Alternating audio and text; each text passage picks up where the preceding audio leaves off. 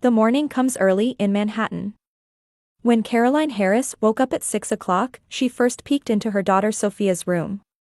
Her 7-year-old daughter was still sleeping quietly, wrapped in her blanket. Caroline smiled and headed to the kitchen, turning on the coffee maker. For Caroline, this quiet morning time was the most precious moment of her day. As a project manager at a medical device company, she was constantly chased by minute-by-minute schedules every day. Since her divorce 4 years ago, she had been living with her daughter in this small apartment, but she never thought of herself as unhappy. Rather, since her ex-husband Michael had moved to the West Coast, she had been able to live more peaceful days than before. "Good morning, Mama." Sophia appeared in the kitchen, rubbing her sleepy eyes. Still in her pajamas, her daughter came over and hugged Caroline around the waist. "Good morning, Princess. What day is it today?" "Wednesday." "I have a math test," Sophia answered with a slightly worried look. Caroline began preparing breakfast while gently stroking her daughter's hair. She set out cereal and orange juice, along with toast spread with Sophia's favorite strawberry jam. It wasn't a luxurious breakfast by any means, but it was enough for the two of them. "The test will be fine. We practiced together last night, didn't we?" "Yes. But Grandpa always says it's embarrassing if I don't do it right." Caroline's hand stopped for a moment. Her father Robert was a former federal judge, and although he was now retired, his dignity and strictness remained intact. Her mother Eleanor was a professor emeritus at Columbia University who had taught psychology for many years. Her sister Jessica had also opened her own practice as a psychological counselor, and the Mitchell family were all respected in the community as highly educated intellectuals. "That's not true. You're trying hard enough," Caroline answered to reassure her daughter, but complex emotions swirled deep in her heart. After the divorce, her parents and sister frequently offered to help take care of Sophia. Especially for Caroline, who was busy with work, her family's support was very much appreciated. She often left Sophia with her grandparents on weekends, and Jessica would sometimes come to pick her up on weekday evenings. "Caroline is tired from work, so we'll help Sophia with her homework," her mother Eleanor always said. Indeed, project management in the medical device industry was demanding work, and it wasn't unusual to work late into the night. Her family's offer seemed reasonable. However, recently, changes had begun to appear in Sophia's behavior. Her daughter, who used to love playing with friends and would happily tell her about what happened at school, had started shutting herself in her room after returning from her grandparents' house. Her appetite had decreased, and she sometimes woke up from nightmares in the middle of the night. "Sophia, how have you been lately? Is it fun at Grandpa and Grandma's house?" Her daughter stopped eating and showed a thoughtful gesture for a while. "Yes, it's fun. But what?" "Nothing. Mama, will you come pick me up today?" "Of course. I'll head to school right after my meeting ends." Sophia's face brightened. Every time she saw this smile, Caroline felt that her choice had been right. The divorce was never an easy decision, but it was necessary to protect the peaceful time with her daughter. After dropping Sophia off at school and arriving at the company, Caroline was buried in materials for a new medical device project. She was in the middle of final confirmation of a presentation for an important afternoon meeting. If this project succeeded, there was a possibility of promotion, and life with Sophia would become more stable. Around 2 o'clock in the afternoon, while discussing project progress with colleagues in the conference room, Caroline's cell phone rang. The school's number was displayed on the screen. "Excuse me, it's from the school." Caroline stood up and went out into the hallway. "Is this Ms. Harris?" "This is the nurse's office at St. Anna Elementary School. Sophia suddenly collapsed during class and has been taken to the hospital by ambulance." The nurse's voice was calm, but Caroline's heart began to beat violently. "Which hospital?" "I'll head there right away." "Mount Sinai Hospital. She's conscious, but she's having tests done as a precaution." Caroline hurriedly returned to the conference room, explained the emergency, and left the company. In the taxi, she contacted her parents and sister. The emergency room at Mount Sinai Hospital was wrapped in its usual bustling atmosphere. Caroline jumped out of the taxi and rushed to the reception desk. My daughter Sophia Harris should have been brought in. She's a 7-year-old girl who was brought from school. The receptionist checked her computer with practiced ease. Ms. Harris, right? Your daughter is in the pediatric ward. Take the elevator to the 3rd floor and ask at the nurse's station. Caroline's heart continued to beat violently. In the elevator, she was imagining the worst-case scenarios. What if it was a brain tumor? There might be something wrong with her heart. Were the recent changes in Sophia's behavior symptoms of some serious illness? When she arrived at the nurse's station on the 3rd floor, a middle-aged female nurse in a white coat greeted her. Ms. Harris? I'm Margaret O'Connor. I'm your daughter's attending nurse. How is Sophia? What happened? Caroline's voice was trembling. Please calm down. Your daughter is alert and there's no danger to her life. However, it appears to be fainting due to psychological stress. Dr. Chen will explain in detail. Nurse Margaret led her to a small examination room. A few minutes later, a young Asian doctor came in. You're Sophia's mother, Dr. Chen began in a gentle tone. Let me tell you about your daughter's test results. The CT scan and blood tests all show normal values. There are no physical problems whatsoever. Caroline sighed with relief. Then why did she collapse? It's fainting due to psychological stress. In children's cases, extreme anxiety or fear can sometimes cause such symptoms. Have there been any changes in your daughter's living environment recently? Trouble at school or problems at home? Caroline thought about it. The divorce was 4 years ago, and Sophia should have gotten used to that life. If anything, she had been spending more time at her grandparents' house lately, but she didn't think that could be the cause. I can't think of anything in particular. Although, I feel like she's been a little less energetic lately. I see. Your daughter may need mental care. I recommend consulting with a pediatric psychological counselor. We'll observe her tonight, and I think she can be discharged tomorrow morning. When Dr. Chen left the examination room, Nurse Margaret returned. Your daughter is in a private room. Your family members just left her room. They were very worried. Caroline tilted her head. Family? Who do you mean? Your daughter's grandparents and aunt. They were distinguished people. The grandfather said he was a former judge, the grandmother was a university professor, and the aunt was a psychology specialist. Everyone was discussing your daughter's education very enthusiastically. Caroline felt complicated. She was surprised that her parents and sister had arrived first. When she contacted them from the company, her father said he was at home, and her mother said her university lectures ended in the morning. Jessica's office was also close to the hospital, so it was certainly possible for them to arrive earlier than her. Can I see Sophia? Of course. It's room 309. Go straight down the hallway and turn right. Caroline thanked the nurse and began walking down the hallway. The hospital's distinctive disinfectant smell bothered her nose. On her way to room 309, she could see 3 figures walking toward her from the other direction. Her father Robert, her mother Eleanor, and her sister Jessica. Strangely, all 3 seemed to be chatting. Even though Sophia had been taken to the hospital, she couldn't sense any seriousness in their expressions. Rather, they seemed to have expressions of relief, as if they were reassured about something. Caroline. Eleanor was the first to notice Caroline. Sophia is fine. We heard from the doctor too, and there seemed to be no physical problems at all.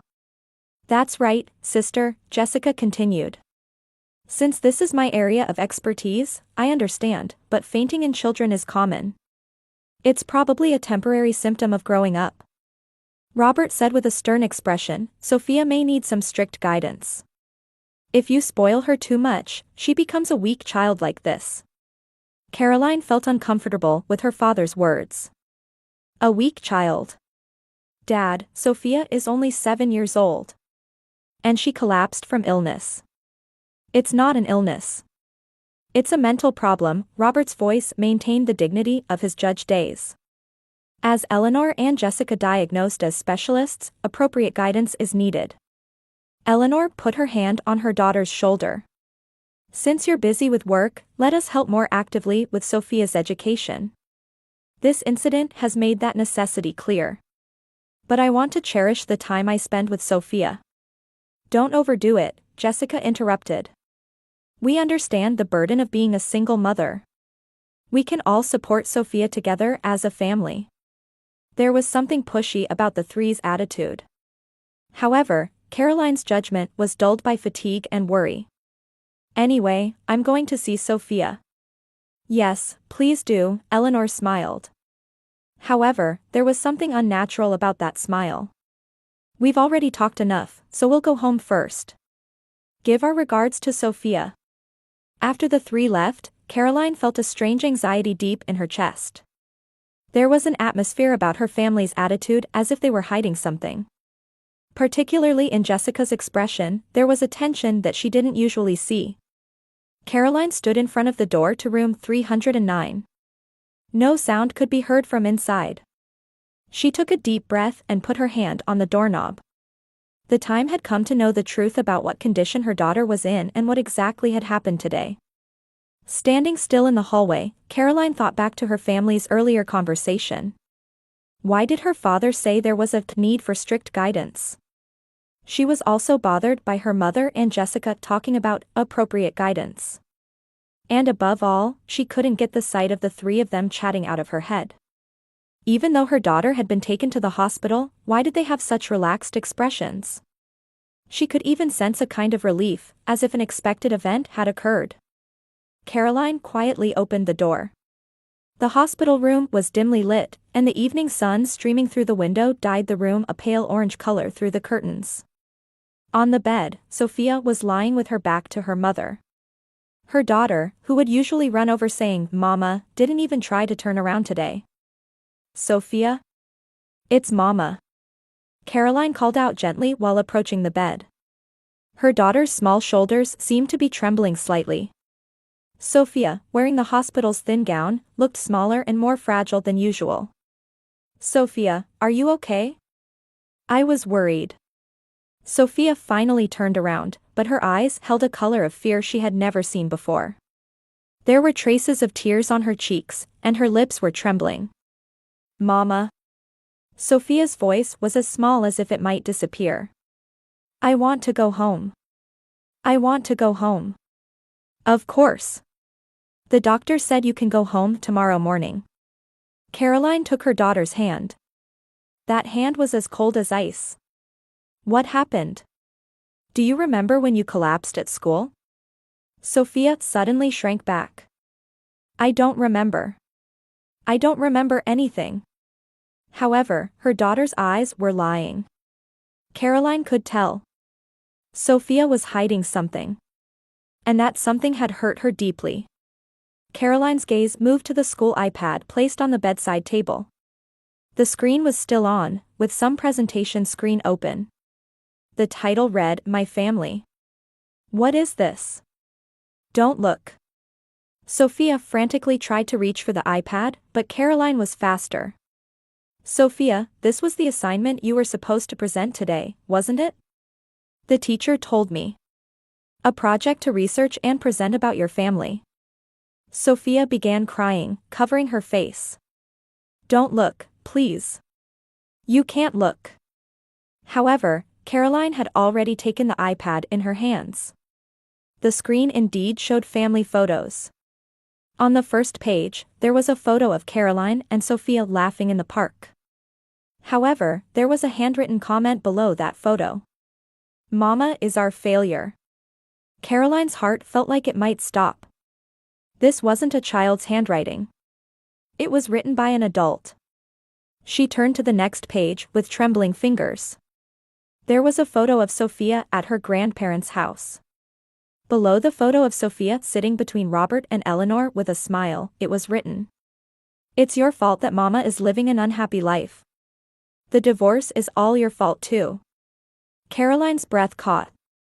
The next page had a photo of Jessica and Sophia eating ice cream. The comment below was even more cruel. Mama is mentally unstable. She can't raise you properly. We should have taken you in instead.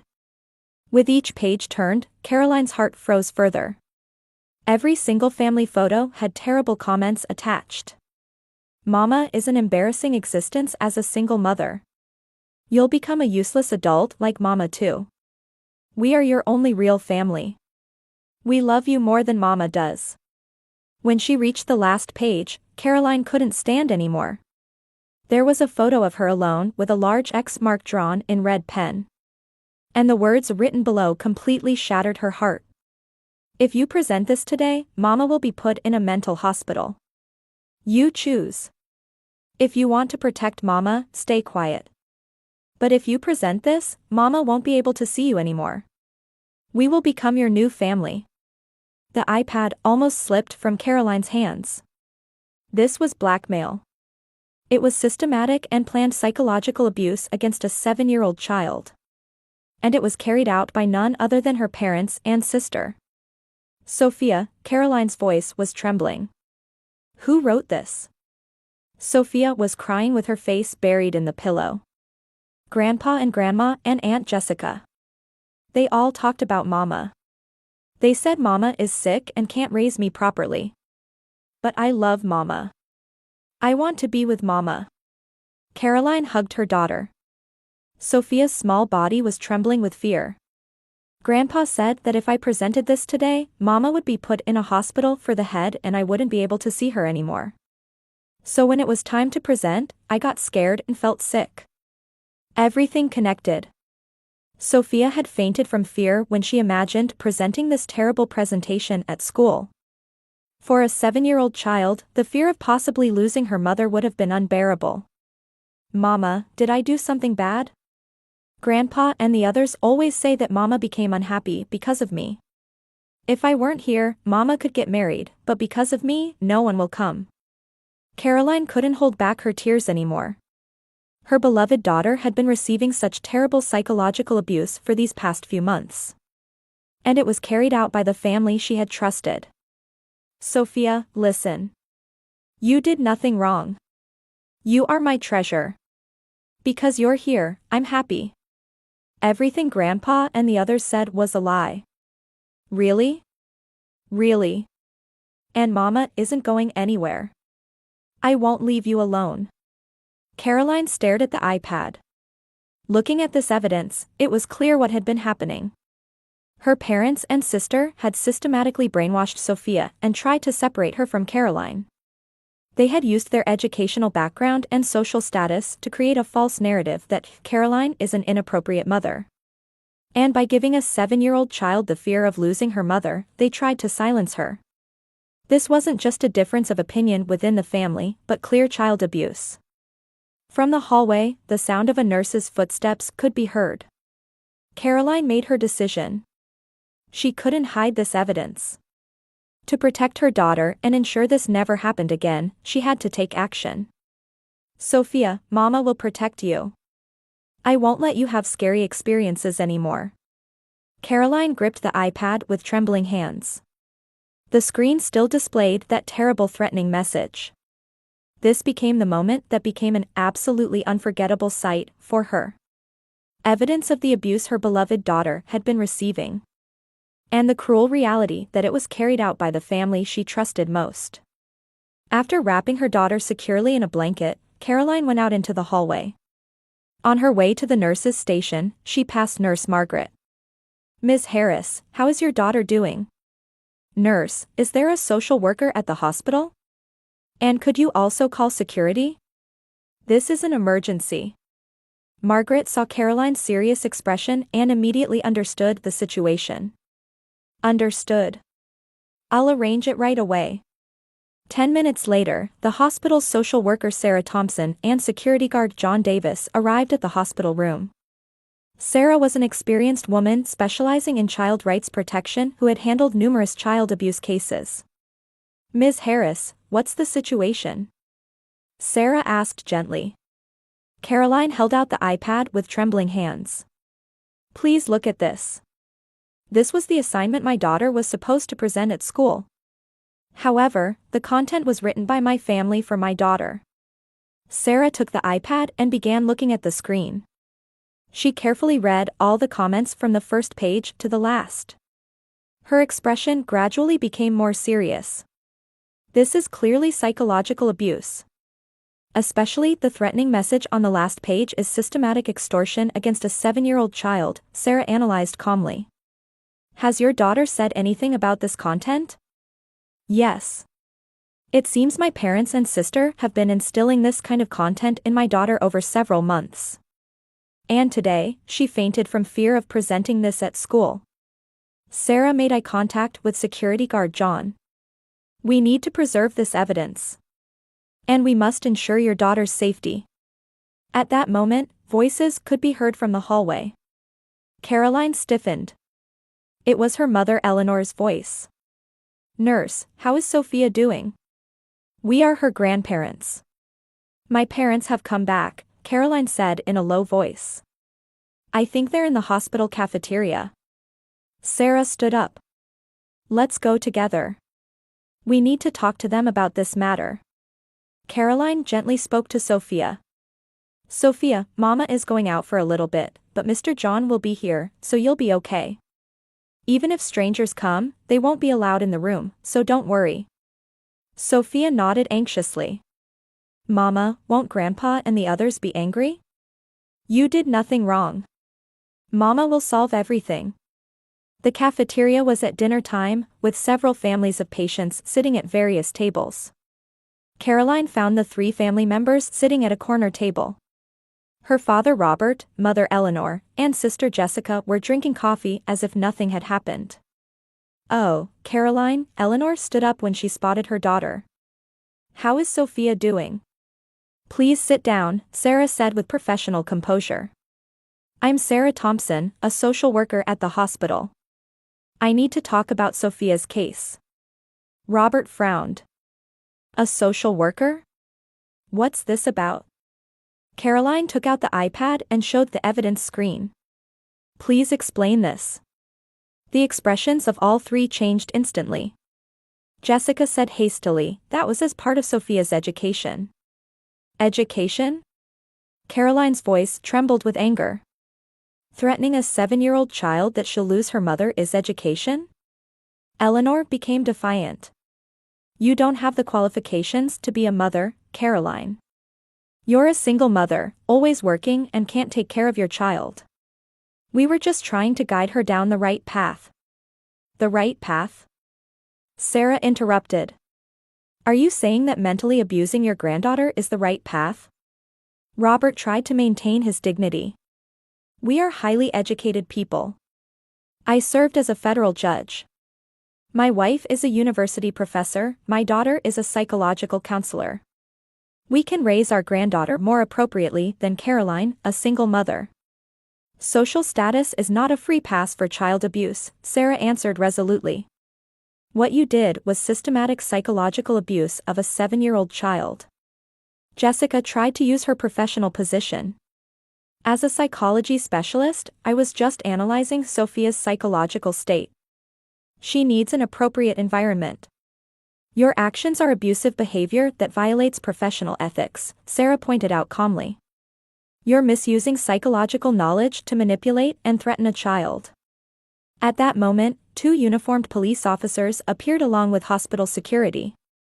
Nurse Margaret had called the police. These are the people? The older police officer confirmed.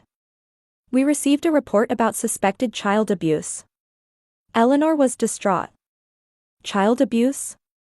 That's ridiculous. We were thinking of our granddaughter. Thinking and doing what? The young police officer asked while checking the evidence iPad. This is clearly blackmail. It's evidence of systematic psychological abuse against a 7-year-old child. Robert tried to maintain his dignity to the end. We have lawyers. This is merely a difference in educational policy within the family. This is not a family matter, Sarah said firmly. This is a serious matter concerning child safety and rights. The police officer said to Caroline, Ms. Harris, for your daughter's safety, we recommend applying for a restraining order against these individuals. Caroline nodded. Please do. I don't want to put my daughter in danger anymore. Jessica attempted one last resistance. As specialists, we were acting in Sophia's best interests. Specialists? Sarah had a stern expression. As a psychological counselor, your actions completely violate professional ethics. I need to report this to the relevant agencies. The police officer said to the three, we are currently proceeding with restraining order procedures. Until then, you are prohibited from approaching your granddaughter and Ms. Harris. Eleanor refused to understand to the end. We are a respectable family. We can provide a better environment for Sophia than someone like Caroline. Do respectable families psychologically abuse 7-year-old children? Sarah's words were quiet but carried strong power. The police officer ordered the three to leave. Please leave the hospital today. And do not contact Ms. Harris and her daughter until a court order is issued. Robert, Eleanor, and Jessica left the hospital, still asserting their righteousness to the end. They were trapped in the illusion of being a perfect family and chose to hurt their own daughter and granddaughter to protect that honor. Caroline returned to the hospital room. Sophia was waiting anxiously. Mama, what about Grandpa and the others? They won't come anymore. You're safe, Caroline hugged her daughter. Mama will protect you. Sarah finally said to Caroline, your daughter needs professional counseling.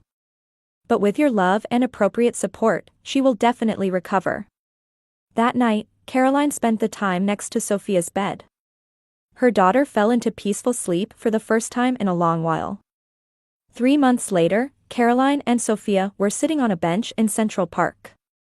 Cherry blossom petals danced in the wind, and a faint redness had returned to her daughter's cheeks. Sophia was receiving counseling twice a week and was slowly but surely showing signs of recovery. Mama, in today's counseling, the doctor said I did nothing wrong. Sophia looked up at her mother and smiled. Is that really true? It's really true.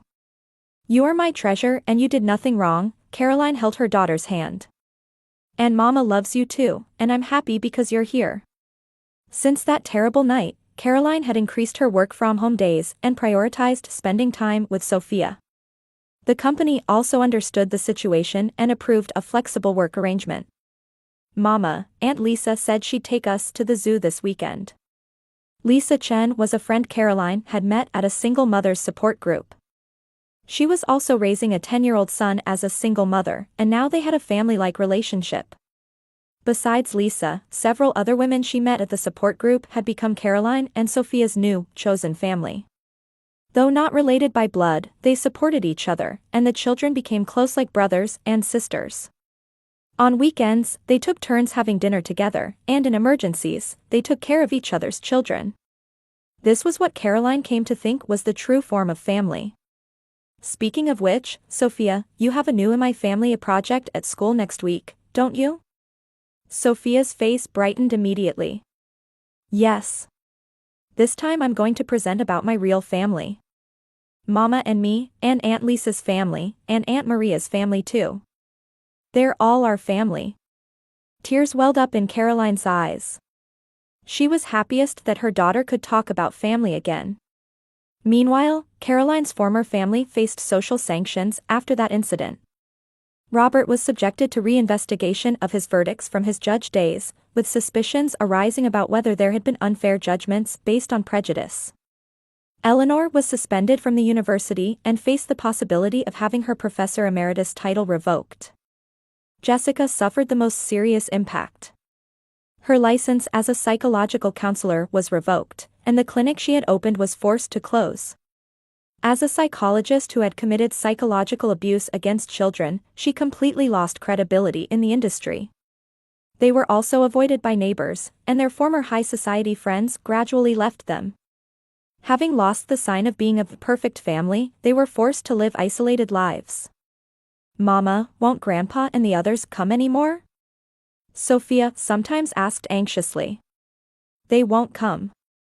Even if something happens, the law will protect us, Caroline answered reassuringly. The restraining order was valid for 1 year, during which it was legally prohibited for the three to contact Caroline and her daughter. Furthermore, on the recommendation of Sophia's counselor and legal advisor, Caroline was also considering changing her daughter's surname to her own maiden name. Mama, we're a happy family, aren't we? Yes, very happy, Caroline answered from her heart. Sitting on the park bench, Caroline remembered that terrible night 3 months ago. The shock of seeing the iPad screen in the hospital room was something she still couldn't forget. However, because that incident happened, she was able to learn what was truly important. Family is not determined by blood relations or social status. Relationships that accept each other as they are, support each other, and love each other are what constitute true family. Mama, will you come see my presentation next week? Of course. Mama is always your biggest supporter. Sophia laughed happily. There was no longer a shadow of fear in that smile. Instead, new hope and confidence were shining. While hugging her daughter, Caroline was filled with gratitude for their new life. It had been a difficult journey, but now they were truly free and happy. And they would continue to live supporting each other. In the evening sun that dyed the park golden, mother and daughter walked home hand in hand. A bright future spread out before them.